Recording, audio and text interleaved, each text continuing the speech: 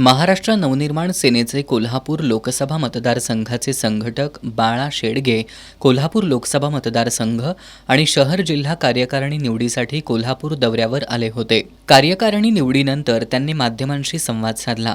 आगामी लोकसभा निवडणुकीत महाराष्ट्र नवनिर्माण सेना राज्यातील 22 मतदारसंघ लढवणार असल्याची माहिती शेडगे यांनी दिली.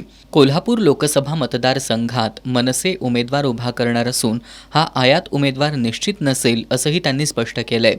विधानसभा तसंच स्थानिक स्वराज्य संस्था निवडणुकांमध्ये मनसेची ताकद ही निश्चित दिसून येईल असंही त्यांनी सांगितलं. उत्तर आणि दक्षिण विधानसभा, करवीर विधानसभा या मतदारसंघातील पदाधिकाऱ्यांच्या नियुक्त्या केल्याचं शेडगे यांनी सांगितलं. पत्रकार बैठकीला जिल्हाध्यक्ष राजू दिंडोरले, शहराध्यक्ष प्रसाद पाटील, सहसंघटक अच्युतराव मोळावाडे, अरुण येवले, शिवाजी मते, निलेश धुम्मा, अभिजित पाटील उपस्थित होते.